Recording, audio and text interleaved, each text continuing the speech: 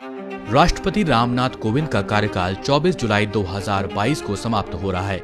इससे पहले नए राष्ट्रपति का चुनाव किया जाना है।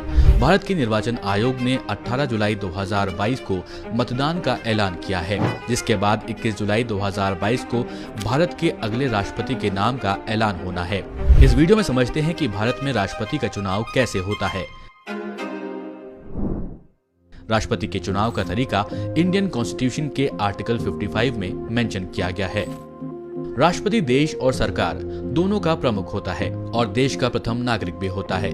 लेकिन यहाँ ये समझना जरूरी है कि हम और आप राष्ट्रपति के लिए सीधे तौर पर वोट नहीं कर सकते हैं। तो कौन है जो राष्ट्रपति को चुनता है, आइए समझते हैं। सबसे पहले समझिए कि राष्ट्रपति पद के लिए उम्मीदवार कौन हो सकता है। उम्मीदवार भारत का नागरिक होना चाहिए, साथ ही 35 या फिर उससे अधिक उम्र का होना चाहिए।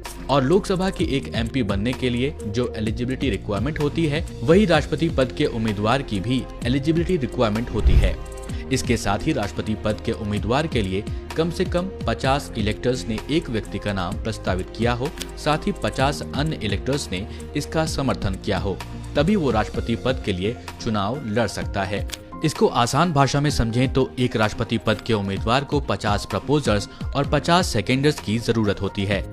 इस नियम को सबसे पहले इलेक्शन कमीशन ने 1974 में इंट्रोड्यूस किया था। कारण ये था कि नॉन सीरियस कैंडिडेट्स भी इस पद के उम्मीदवार बन जाया करते थे, जिसके कारण 1974 में जब प्रपोजर्स और सेकेंडर्स का नियम लाया गया, तब एक पोटेंशियल कैंडिडेट को 10 प्रपोजर्स और 10 सेकेंडर्स की जरूरत होती थी और 2500 रुपए की सिक्योरिटी डिपॉजिट भी अनिवार्य कर दी गई थी। जिसके बाद 1997 में नियम में बदलाव किए गए। 50 प्रपोजर्स और 50 सेकेंडर्स के साथ 15,000 रुपए का सिक्योरिटी डिपॉजिट यहाँ पर मैंडेट किया गया। आमतौर पर इस पद के लिए केवल 2 उम्मीदवार होते हैं, एक सत्ता पक्ष के द्वारा प्रस्तावित और दूसरा विपक्ष द्वारा प्रस्तावित। आइए अब समझते हैं चुनाव की प्रक्रिया। प्रेसिडेंट के चुनाव के लिए वोट का अधिकार इलेक्टोरल कॉलेज के मेंबर्स को होता है। अब सवाल ये कि इलेक्टोरल कॉलेज के मेंबर्स कौन होते हैं। जहां आपको बता दें कि संसद के दोनों सदन यानी कि राज्यसभा और लोकसभा के निर्वाचित सदस्य यानी कि एमपीज और राष्ट्रीय राजधानी क्षेत्र दिल्ली और केंद्र शासित प्रदेश पुडुचेरी सहित सभी राज्यों की विधानसभाओं के निर्वाचित सदस्य यानी एमएलएज इलेक्टोरल कॉलेज के मेंबर होते हैं। यहाँ एक बात ध्यान देने वाली है कि पिछले 2 राष्ट्रपति चुनावों से जम्मू और कश्मीर इस वोटिंग प्रोसेस के लिए एलिजिबल नहीं है। साथ ही विधान परिषद के सदस्य और राज्यसभा के 12 नॉमिनेटेड मेंबर्स प्रेसिडेंट के चुनाव के लिए वोट नहीं कर सकते हैं। अब इसके पीछे की मैथ्स को 2022 में होने वाले राष्ट्रपति चुनाव के हिसाब से समझने की कोशिश करते हैं। इलेक्टोरल कॉलेज में टोटल इलेक्टर्स हैं 4809, 543 लोकसभा एमपीज और 233 राज्यसभा एमपीज और साथ ही साथ 4033 एमएलएज। अब यहाँ एक वोट की वैल्यू एक नहीं होती है। एमपीज और एमएलएज की वोट वैल्यूज अलग अलग तरह से कैलकुलेट करी जाती हैं। पहले बात करते हैं एक एमएलए की वोट की वैल्यू कैलकुलेशन की।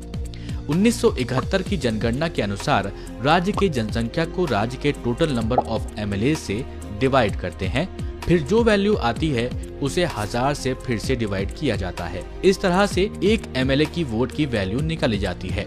अब यहाँ आपको बता दें कि हर राज्य के एमएलए की वैल्यू अलग अलग होती है। जैसे उत्तर प्रदेश में एक एमएलए के वोट की वैल्यू है 208, महाराष्ट्र में है 175, वहीं अरुणाचल प्रदेश में एक एमएलए की वोट की वैल्यू है 8। इलेक्शन कमीशन के अनुसार आज के समय में एमएलए वोट्स की ओवरऑल वैल्यू 5,43,231 है।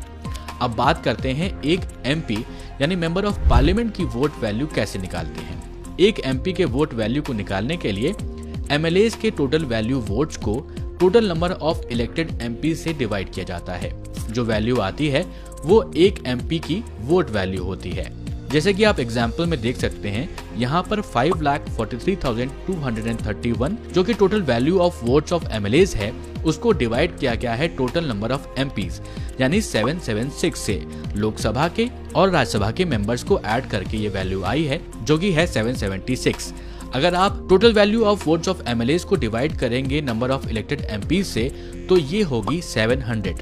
तो ये तो बात हो गई कि वोट वैल्यू कैसे निकाली जाती है। अब इलेक्टोरल कॉलेज की टोटल वोट वैल्यू को देखें तो ये होगी 5,43,200 यानी कि एमपीज की टोटल वोट वैल्यूज प्लस 5,43,231 यानी कि MLAs की total vote values equals to 10,86,431। अब जीत के लिए चाहिए इस वैल्यू का 50% यानी 5,43,216 5,43,216।